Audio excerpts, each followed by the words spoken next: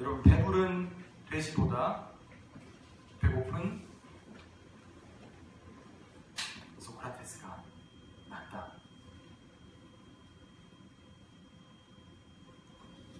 저는 이 말을 별로 안 좋아합니다. 왜 배가 부르면 돼지가 되어야 합니까? 왜 소크라테스는 배가 고파야 합니까?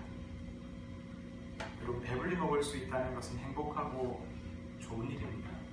하나님께서 결코 자신이 사랑하시는 당신의 자녀들을 굶주림 가운데에, 절망 가운데에, 아픔 가운데 놓이는 것을 원하지 않으십니다. 하나님께서는 우리가 행복하기를 소망하시고, 하나님께서는 우리가 하나님 안에서 서로 더불어 잘 살고 행복하게 살아가기를 너무나 원하고 계신 것이지요. 여러분, 그러므로 어린아이도 노인도 끼니를 거르지 않았으면 좋겠습니다. 소크라테스도 배불리 먹었으면 좋겠습니다. 하지만 우리가 살아가는 현실이 어떠합니까? 단지 누구는 조금 더 많이 먹고 누구는 조금 덜 먹는 세상이 아니라, 어떤 사람은 죽을 때까지 다 먹지 못하는 양식을 쌓아두고서도 솟구치는 욕망을 이겨내지 못하는 삶을 살지요. 또 어떤 이는 힘없고 연약하다는 이유로 남은 것을 빼앗긴 채 하루하루 먹고 살아가는 것이 힘겹게 살아갑니다. 그 모습은 예전이나 지금이나 별반 다르지 않는 것 같습니다. 우리 주님께서 활동하셨던 1세기 유대인들의 세상 가운데에서 그때의 모습도 별반 다르지 않았습니다. 로마라고 하는 거대한 제국이 중동을 지배하고 있었고, 그 지배 가운데 살아가고 있었던 수많은 사람들이 수많은 세금들과 부동한 삶 가운데에서 힘겨운 하루하루를 버티며 살아가고 있었습니다. 하루는 주님께서 5,000명이 넘는 사람들을 불러 모으시고 하나님 나라의 말씀을 선포하고 계실 때였죠. 시간이 지나고 날이 저물어 갈 무렵에 사람들이 배고파 힘들어하고 있는 모습을 우리 주님께서 발견하셨습니다. 그리고는 제자들을 부르셔서 사람들에게 저들을 먹이라, 저들을 도우라 말씀하셨죠. 하지만 제자들에게 그들을 먹일 수 있을 만한 5,000명이 넘는 인원을 먹일 수 있을 만한 돈과 힘은 없었습니다. 그들이 난처해하고 있을 때에 그 가운데에서 한 어린아이가 나타나서 주님께로 다가와 보리떡 5개와 물고기 2마리를 가지고 나왔죠. 여러분이 잘 알고 계시는 오병이어의 기적이 바로 여기에서 출발하게 됩니다. 그 모습을 본 예수님께서는 물고기 5개와 보리떡 5개와 물고기 2마리를 가지고 축사하시고 그 음식들을 사람들에게 나누어 줍니다. 그래서 어떤 일이 일어났습니까? 이 부족한 양식으로 5,000명이 넘는 사람들이 배불리 먹고도 남음이 되었죠. 물론 우리가 이 놀라운 사건을 바라보면서 여러 가지 생각을 해볼 수 있습니다. 정말로 5,000명이 넘는 사람들 가운데 이 아이밖에 가지고 있는 양식이 없었나? 다른 수많은 어른들이 5,000명이 넘는 사람들은 과연 무엇을 가지고 있었나? 왜 이 어린아이만 그 물고기 5개를 가지고 보리떡 5개를 가지고 나왔을까 하는 생각들도 해봅니다. 또한 하나님께서는 어떻게 그들을 먹이셨을까? 정말로 5,000명이 넘는 사람들에게 이 양식들이 기도하는 가운데 세포분열을 일으켜서 2개가 4개가 되고 4개가 16개가 되고 16개가 256개로 되고 배로 고파여져서 그렇게 많아졌던 것일까? 여러분은 어떻게 생각하셨습니까? 여러분, 우리는 다 알지 못하죠. 우리가 본 적도 없고 우리가 그렇게 되는 사건들을 경험해보지도 못했습니다. 그러다 보니 어떤 사람은 이렇게 해석하기도 합니다. 그때 숨어 있었던 수많은 사람들, 자신이 먹을 것을 감추어 두고 있었던 수많은 사람들이 저 어린 꼬마 아이의 주위를 향한 사랑과 나 혼자만 먹을 수 없다는 그 올바른 마음 가운데 감동하여서 서로가 가지고 있던 음식들을 나누었다, 이렇게 해석하는 사람들도 없지 않았습니다. 그러나 우리는 다 알지 못합니다. 하나님께서 어떠한 방식으로 5,000명이 넘는 사람들을 보리떡 5개와 물고기 2개로 먹이셨는지 알지 못합니다. 그래서 우리는 이런 기적의 현장들을 믿음의 신비로 바라보지 못하였고 경험하지 못하였기 때문에.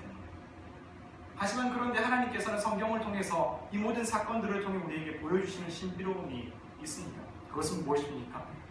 보지 못하는 것을, 경험하지 못하는 것을, 우리가 알지도 못하는 미래를 하나님께서 새로운 미래로 열어주신다는 것입니다. 어떻게 되는 것인지 알지 못합니다. 우리의 상식으로, 우리의 지식으로, 우리의 방법으로는 5,000명을 먹일 길이 없습니다. 그러나 하나님께서 그 일을 가능하게 하셨다는 사실입니다. 우리는 세상 가운데 살아가면서 얘기합니다. 우리의 상식으로는 가난한 자가 배부를 수 없도다. 우리의 상식으로는 물고기 2마리를 가지고는 보리떡 5개를 가지고는 5,000명을 먹일 수가 없도다.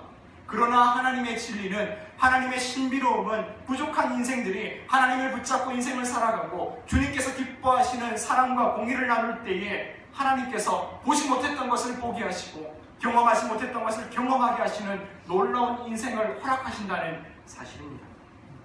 여러분, 그렇습니다. 우리가 주님의 말씀을 따라갈 때에, 주님과 함께하게 될 때에 우리 가운데 새로운 소망의 길이 열려지게 될 것입니다. 그런데 이 변화가 그냥 얻어지는 것입니까? 거저되지 않지요. 심지어 이 오병이어의 사건조차도 그 어린 나이에 희생과 섬김과 따뜻한 마음에서부터 시작되었습니다. 그 어린아이의 사랑의 나눔이 있었고, 자신을 희생할 수 있는 용감한 실천이 있었고, 또한 자기 혼자 결코 먹고 배부르지 않겠다는 올바른 마음이 있었기에 이 오병이어의 사건은 열매를 맺게 되었습니다. 여러분, 그렇습니다. 사랑이 있어야 올바른 정의를 실천할 수 있고, 정의를 실천해야지 사랑이 열매를 맺게 되는 법입니다. 성경은 우리 가운데 말합니다. 사랑의 나눔이 있는 곳에 하나님께서 함께 하시도다. 사랑의 나눔이 있는 곳에 하나님께서 함께 하시도다. 여러분, 힘겹고 추운 시절을 살아가는 이 12월 가운데에 우리가 주님의 말씀을 붙잡는 이 아침 되기를 소망합니다. 여러분, 오늘 우리가 함께 읽었던 말씀은 아모스서의 말씀입니다. 그런데 아모스서의 말씀에는 우리가 방금 얘기했던 그 사랑과 정의를 찾아보기가 너무나 힘겨웠습니다. 모두가 가난했었고 힘겨운 때라서 사랑의 나눔이 없었던 걸까요? 실제로는 도리어 그 반대였습니다. 아모스의 때 북이스라엘이라고 하는 그 왕국은 제2의 전성기를 맞이하고 있었습니다. 국토는 넓어졌고 사람들은 배불러졌으며 경제는 활성화되었습니다. 많은 사람들이 태평성대가 왔다. 우리나라의 제2의 전성기가 왔다. 이제 우리가 살만하다. 이대로 가자. 우리의 파라다이스다 외치며 살아갔습니다. 여러분, 중동 지역에 이스라엘 가운데 코끼리가 살았겠습니까? 살지 않지요. 지금도 살지 않고 이전에도 중동 지역에는 코끼리가 살지 않지요. 그런데 이때 북이스라엘의 귀족들 가운데는 수많은 별장들이 있었는데 그 별장을 무엇으로 장식했었냐면 코끼리의 상아, 그 상아를 가져다가 장식을 하고 꾸며서 여름에 여름 별장을, 겨울에 추워지면 겨울 별장을 찾아가면서 그들의 화로움을 만끽하며 살아갔습니다. 그렇게 모두가 만족하는 시대, 드디어 좋은 시대가 왔다 선포하고 자랑하고 있는데 한 사람이 일어나서 다른 사람들을 불안하게 만드는 한 얘기를 선포하고 있는 것입니다. 그 내용이 바로 오늘 우리가 읽었던 말씀과 같습니다. 하나님께서 우리를 심판하실 것이다. 이스라엘이 엎드려져서 다시 일어나지 못하게 될 것이다. 요셉의 집이 멸망당하게 될 것이다.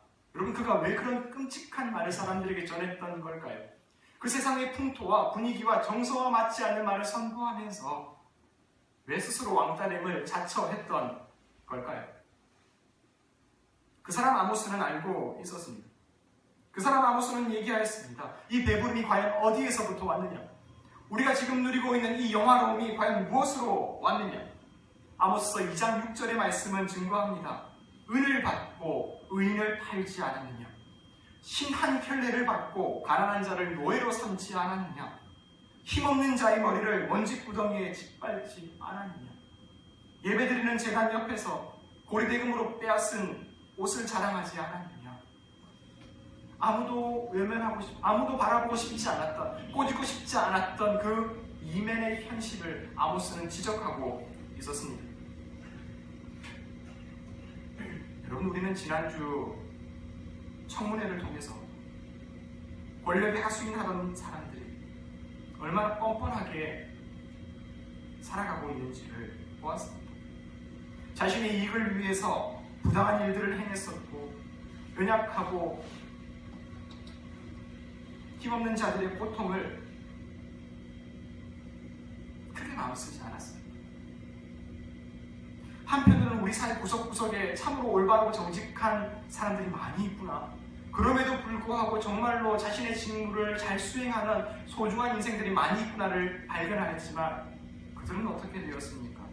억울한 누명을 쓰고 쫓겨나게 되었고 좌천당하였고 어떤 사람은 화병으로 세상을 떠나기도 했습니다. 세월호의 아이들을 끝까지 구조하고자 노력했었던 민간 장수들은 억울한 누명을 쓰고 세상을 떠났으며 마지막 말로 너무나 가슴 아프게 뒷일을 부탁합니다. 그러면서 세상을 떠나기도 했습니다. 정의로운 이는 쫓겨났고 의로운 이는 고통당했습니다. 오늘 하나님의 말씀처럼 지혜자가 잠잠하게 되고 언론인들은 비겁하게 침묵했었습니다. 예언자의 때와 다르지 않은 현실이 우리의 삶 가운데도 펼쳐지고 있다는 사실입니다. 그래서 오늘의 말씀 가운데 1절 이 말씀의 제목이 나와 있습니다. 그것은 바로 슬픔의 노래. 애가 하나님께서 부르시는 슬픔의 노래라. 하나님께서 통곡하시는 슬픔의 노래라. 하나님께서 창조하신 저 아름다운 세상이 무너졌도다. 내가 세웠던 이스라엘 왕국이 넘어졌도다. 다시 일어설 수 없으리라. 나라까지 떨어졌도다. 높은 건물 세워졌던 것, 수많은 사람들의 부귀와 영화가 무너지게 되었고 화려한 이들의 기쁨이 연약한 이들의 눈물과 고통 속에 세워졌도다. 하나님께서 이제 저 이스라엘을 그냥 두고 보지 않겠다는 애절한 마음의 심판이 오늘의 말씀 가운데 나와 있던 것입니다.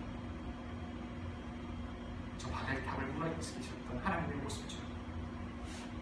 여러분 그렇다면 이 현실 가운데 절망과 아픔과 좌절만 있는 것입니다. 우리 앞에 남겨진 것은 재앙밖에 없는 것입니다. 하나님께서 우리를 인도하시는 것은 죽음이고 파멸이고 절망입니까? 그렇지 않다는 것을 성경은 우리 가운데 보여주고 있습니다. 아모스는 외치고 있죠. 우리에게 남겨진 것이 절망이냐? 우리에게 남겨진 것이 파멸이냐? 우리에게 나갈 것이 죽음밖에 없느냐? 하나님의 대답이 간결하게 선포되고 있습니다.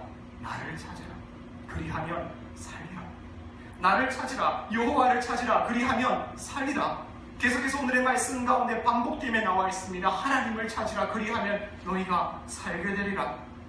여러분 이것이 어떠한 시대와 어떠한 환경과 어떠한 세대를 향해서든지 주어지는 하나님의 말씀 아니겠습니까? 우리가 기독교 신앙을 붙잡고 살아가는 가장 중요한 핵심 가운데는 하나님을 만나기를 소망하고 하나님을 붙잡기를 소망하고 주님과 함께 이 땅의 모든 어려움과 연약함과 우리의 모든 실패와 상처까지도 하나님 새롭게 하여 주시옵소서. 그 고백이 모든 신자의 신앙 고백 아니겠습니까? 그런데 그렇다면 하나님을 찾는다는 것이 무엇을 의미하겠습니까? 하나님을 찾는다는 것은 무엇을 의미하겠습니까? 여러분 수많은 교회들이 수련회를 떠날 때 항상 하는 얘기가 있습니다. 이번 수련회 때 하나님 만나보자. 부모님들의 아이들 수련회를 보내고 또한 함께 신앙 훈련을 할 때에 하나님을 만나는 이 밤 되게 해주십시오 라고 얘기합니다. 하나님을 찾고 싶습니다. 하나님을 알고 싶습니다. 말합니다. 여러분 하나님을 찾는다는 것은 무엇입니까? 예배를 열심히 드리는 것입니까? 헌금을 많이 드리는 것입니까? 다 귀한 것입니다. 좋은 것입니다. 아름다운 것입니다. 그런데 하나님께서 아모스서 5장 22절 가운데 말씀하십니다. 아모스서 5장 22절 너희가 언제나 소제를 드릴지라도 내가 받지 않을 것이라. 살찐 희생제물도 돌아오지 않을 것이라. 23절 음악 소리를 그쳐라. 내 연주 소리도 내가 듣지 않으리라. 예배를 드려도 받지 않겠고 찬양도 듣지 않으리라. 예물을 드려도 내가 받지 않으리라. 오직 정의를 물같이 공의를 흐르는 강물같이 흐르게 할지어다. 여러분 하나님을 찾는다는 것은 우리의 일상적인 종교적 행위를 넘어서는 일입니다. 나라가 부유해졌으니 돈이 많아졌으니 그들이 드렸던 예물이 얼마나 화려하고 사치스러웠겠습니까? 아모스 4장에는 그 흔적들을 발견할 수 있는데 아침마다 희생 예물을 드렸고 3일에 한 번씩 11조를 드렸다고 합니다. 얼마나 복이 많아졌고 얼마나 풍요로워졌으면 이런 일을 할 수 있었을까요? 그런데 이렇게 부유해져서 하나님께 아낌없이 더 좋은 것을 드릴 수 있었건만 하나님은 그때 이 말씀을 하는 것입니다. 너희가 길갈에서 범죄하고 예물을 드리고 베델에서 범죄하고 예배를 드리고 세상 가운데 하루는 범죄하고 또 하루는 교회에 나오고 하루는 하나님을 떠나고 하루는 하나님을 찾고 하루는 하나님을 멀리하고 하루는 하나님을 가까이 하는 이 모습이 반복되는 것을 말하고 있는 것이죠. 그래서 오늘 하나님께서 목마르다고 말씀하십니다. 예물이 그렇게 많은데 전 세계에 하나님을 찾는 이가 이렇게 많은데 지금 이 시간에도 대한민국의 수많은 교회에서 하나님을 예배드리고 있는데 하나님은 타는 목마름으로 말씀하십니다. 정의의 물이 흘러야 한다. 공의의 강물이 이 세상 가운데 흘러 넘쳐야 한다. 너희는 살려내 선을 구하라. 공의를 세워라. 성문에서 정의를 세워라. 이것이 하나님의 대답입니다. 여러분, 정의가 거창한 것이 아닙니다. 자기 이익을 위해서 연약한 사람을 괴롭혔었던 그 삶을 중단하는 것입니다. 자신에게 맡겨진 가장으로서의 책임감과 이 사회 속에서 자신이 해야 될 성실함과 올바름과 정직함을 실천하면서 작은 일에 충성하는 것입니다. 우리가 교회에서 하나님을 위해서 내가 무엇을 할 수 있을까? 할 수 있는 작은 일에 성실하게 살아가는 것 아니겠습니까? 여러분, 오늘의 말씀은 우리 가운데 참 이렇게 간결하고 분명한 말씀을 전해주는데, 그런데 우리가 오늘 말씀 5장 15절 가운데 한 가지의 부분을 짚고 넘어갔으면 좋겠습니다. 우리 함께 한번 이 말씀을 읽어볼까요? 아모스 5장 15절 말씀입니다. 함께 읽습니다. 너희는 악을 미워하고 선을 사랑하며 성문에서 정의를 세울지어다. 만군의 하나님 여호와께서 혹시 요셉의 남은 자를 불쌍히 여기시리라. 아멘. 여러분, 여기서 혹시라는 말이 등장합니다. 되면 되는 것이지 혹시는 무엇입니까? 여러분, 혹시가 무엇이죠? 그럴 수도 있고 그렇지 않을 수도 있다는 것입니다. 열심히 일했는데 부자가 될 수도 있고 부자가 되지 않을 수도 있다는 것입니다. 정직하게 살았는데 항상 결실을 맺지 못할 수도 있다는 것입니다. 그럴 수도 있고 그렇지 못할 수도 있습니다. 여러분, 히브리어로 이 단어는 울라이라고 하는 단어인데 두 가지 방식으로 흔히들 사용됩니다. 첫 번째로는 만약, 어떻게 한다면, 어떻게 될 것이다 라고 하는 조건의 의미입니다. if 용어로 사용되죠. 또한 두 번째로는 혹시 이렇게 되지 않을까 하는 기대와 가능성, 소망에 대한 표현을 삼고 있습니다. 그러므로 이 두 가지 방식으로 성경을 다시금 번역하게 된다면 이렇게 되겠죠. 첫 번째로는 너희가 정의를 세워라.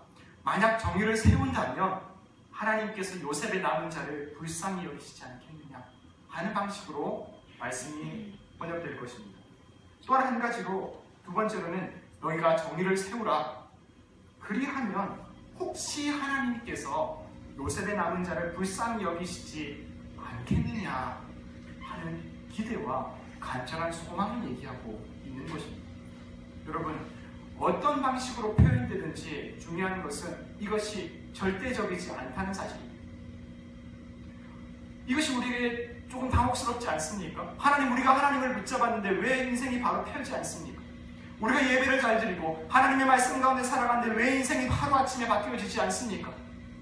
오늘 아모스 선지자가 얘기했었던 이 희망은 절대적인, 분명히 바로 그렇게 가겠다는 엘리베이터와 같은 절대적인 희망은 아니었습니다.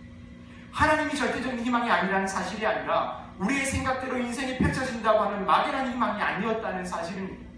우리가 하나님을 붙잡을 때에 그 희망은 가능성이 됩니다.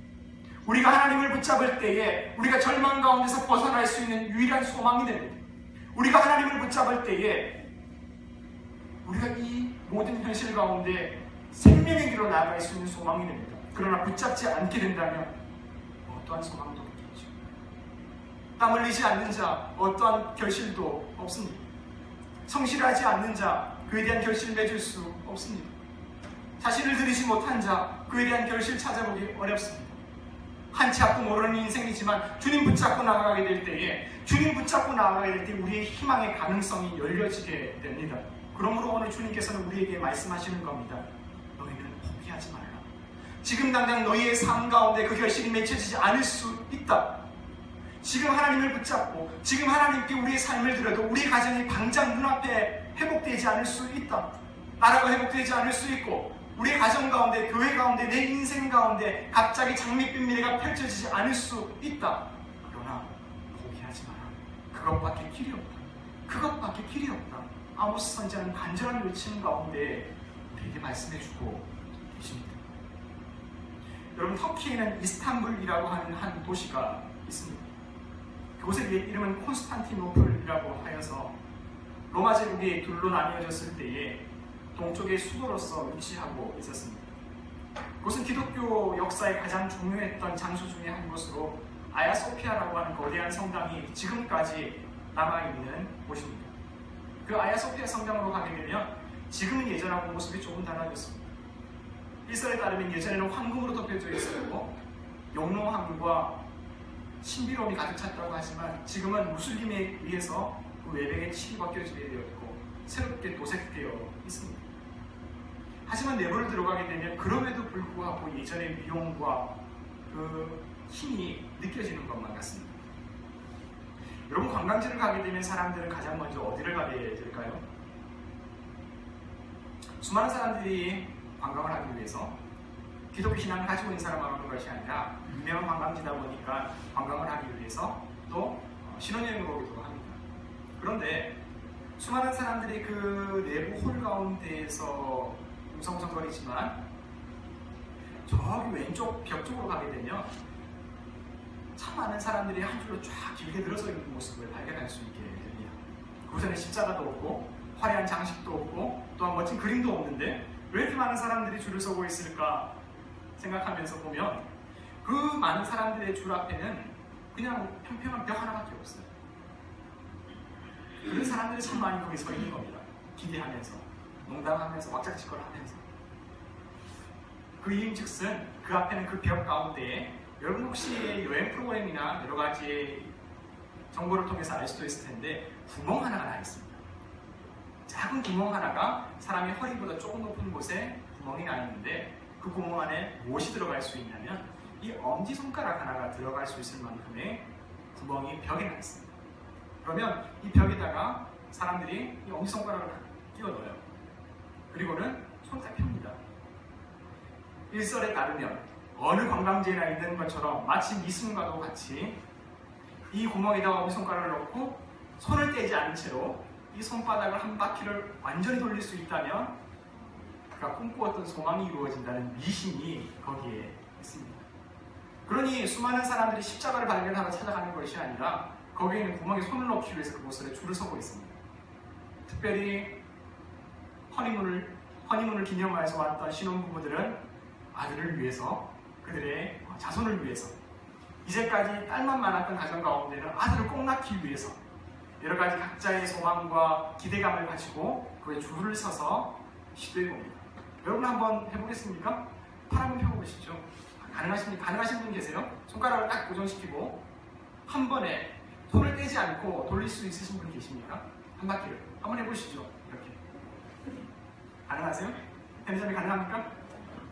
이게 사실 지금은 벽이 되지 않으니까 잘 모르겠는데 벽에 딱 손을 대고 하면 잘 안 됩니다. 노력을 해보는데 잘 안 돼요. 생각만큼 잘 안 돼요. 범상치 않은 신체 구조를 가지고 있는 사람이 아니면 웬만한 사람으로는 쉽지가 않습니다. 열심히 하다 보면 팔이 떨어져 갈 것 같고 몸이 뒤틀릴 것 같고 뭐가 하려고 해도 이 어깨가 부러질 것 같고 내려앉을 것 같기 때문에 잘 안 됩니다. 그 사람들이 시도했다가 다 웃으면서 나오고 잘 안 되잖아, 뻥이잖아 이러면서 사람들이 한 사람 두 사람 그곳에서 비켜나가게 됩니다. 그런데 여러분, 제가 필승법을 발견했습니다. 할 수 있는 방법을 발견했습니다. 어떻게 하면 가능하겠습니까? 어떻게 하면 가능할까요? 다시 한번 손 펴주시죠. 우리는 지금까지 어떻게 했냐면 딱 손을 대고 팔만 이렇게 했어요. 어떻게 하면 할 수 있냐면 팔은 움직이지 않습니다. 팔을 축으로 몸이 움직여야 합니다. 팔을 축으로 몸이 함께 이렇게 움직이게 되면, 손과 함께 움직이게 되면, 한 바퀴를 돌리게 되면 자연스럽게 이 손바닥을 돌릴 수 있습니다. 목사님 지금 실제로 해보고 계신데 나중에 예배 끝나고 벽에다가 한번 해보십시오. 가능합니다. 할 수 있습니다. 아니 무슨 예배 시간에 이런 걸 택도 안 되는 이런 얘기를 하나 싶을 수 있겠지만, 여러분 이것이 우리에게 가르쳐주는 것입니다. 우리는 소망하고 있는 것이 있어요. 우리는 하나님 앞에 나아갈 때 그 십자가 바라보는 것 아니라 때로는 우리의 필요한 것을 더 많이 바라봅니다. 우리는 주님의 말씀을 찾아보기보다 우리의 기대하는 것을 더 많이 바라봅니다. 그런데 거기서도 무엇을 합니까? 우리의 중심을 바꾸고 우리의 몸통을 바꾸고 우리의 삶을 바꾸기보다 팔만 움직이는 거예요. 그러면 어떻게 되겠습니까? 팔이 떨어져요. 우리의 중심은 바뀌어지지 않고 우리의 온몸은 바뀌지 않고 우리의 근본은 바뀌지 않은 채 팔만 움직이고 있을 때 팔이 떨어져 나가게 됩니다. 이 작은 구멍 하나는 우리에게 말씀해주고 있는 겁니다. 기대하고 왔지. 무엇을 원하고 왔느냐? 손가락 움직이면서 아들 낳고 싶었지. 하지만 너의 중심을 바꾸지 않으면, 너의 근본을 바꾸지 않으면 변화는 일어날 수 없다는 것을 아주 간단하고 근본적인 얘기를 우리 가운데 말해주고 있는 것입니다. 오늘 아모스 선지자는 우리에게 선포하였습니다. 그는 하나님을 찾으라. 그리하면 살리라. 하나님을 찾는다는 것은 예배 한 번 나오고 헌금 조금 드리고 조금 봉사하고 그러면서 하나님 내가 필요한 것 이거 해주십시오. 내 건강 낫게 해주십시오. 우리 가정이 더 잘 살게 해주십시오. 우리가 하나님 앞에 우리 신앙까지도 거래하게 되고 신앙까지도 투자하게 되고 신앙까지도 하나님 앞에서 주식 투자하는 것처럼 그 이윤을 남겨먹으려 한다면 우리의 팔은 무너지고 떨어져 나가고 하나님과 접붙임되기 어려울 것입니다. 오늘 아모스 선지자는 우리 가운데 말하고 있습니다. 너희의 중심을 새롭게 하여라. 너희를 하나님께 드려라. 하나님을 붙잡을 때의 소망이 있노라. 여러분, 이 아모스는 사실 고독한 예언자였습니다. 그는 대단한 게 이름 알려진 사람도 아니었고 귀족도 아니었으며 그렇다고 해서 왕실에서 활동했던 사람도 아니었습니다. 게다가 남한국 출신이면서도 그가 활동했었던 곳은 베델이고 사마리아, 바로 북쪽 도시였습니다. 그러다 보니 지역주의의 차별과 한계도 느꼈었죠. 그런데 그가 가장 힘겨웠었던 것은 그런 것이 아니었습니다. 그가 가장 뼈아팠던 것은 그의 말씀 가운데, 그의 선포 가운데로 응답한 이가 없었다는 것입니다. 아모스가 말씀을 선포한 지 40년이 채 되지 못하여서 북이스라엘은 멸망당했습니다. 아수르의 침공을 막지 못하고 그 여름별장과 겨울별장이 불타고 동포들이 포로로 잡혀갔습니다. 그 강력한 왕국이, 그 강력한 전성기를 살았던 민족이 40년을 버티지 못하였습니다. 희망의 길로 나오는 이가 없었습니다. 말씀을 붙잡고 하나님께로 나오는 이가 없었습니다. 그러나 여러분, 우리는 그 길을 따라갈 수 없습니다. 우리의 가정은, 우리의 나라는, 우리의 교회는 그 길을 따라갈 수 없습니다. 우리는 10명의 의인이 없어서 멸망당한 소돔과 고모라를 따라갈 수 없습니다. 오병이의 작은 기적 하나에서도 변화는 거절되지 않았습니다. 변화는 하나님의 마음을 품은 한 사람, 하나님의 부르심에 응답한 한 사람, 하나님께서 기뻐하시는 것이 무엇일까? 하나님께서 나의 삶 가운데 오늘 원하시는 삶은 어떠한 삶입니까? 그 부르심에 응답한 한 사람을 통해서 가정이 새로워지고 교회가 새로워지고 나라가 새로워지고 인생이 새로워지는 역사가 우리 가운데 찾아오게 될 줄을 믿습니다. 여러분, 그러므로 우리가 함께 고민하셨으면 좋겠습니다. 모이기에 힘쓰는 새하늘교회 되었으면 좋겠습니다. 무엇을 위해서 모이겠습니까? 무엇을 위해서 기도하겠습니까? 무엇을 위해서 우리가 함께 교제하겠습니까? 하나님께서 무엇을 원하고 계실까? 하나님께서 우리 교회를 통해서 무엇을 원하고 계실까? 하나님께서 우리 교회를 이 세상 가운데 보내신 이유와 목적은 무엇일까? 우리 가정을 지금까지도 이 땅 가운데 남겨두신 하나님의 그 계획은 무엇일까? 여러분, 함께 기도하시지 않겠습니까? 함께 묻지 않으시겠습니까? 그리고 우리가 할 수 있는 작은 한 걸음을 내디딜 수 있다면 여러분, 우리에게 희망의 가능성이 희망의 결과로 보여지게 될 것입니다. 여러분, 부탁을 드립니다. 저를 고독한 목회자가 되지 않게 우리가 함께 그 길 걸어가는 따뜻하고 소중한 그 길에 벗들되기를 간절히 소망합니다.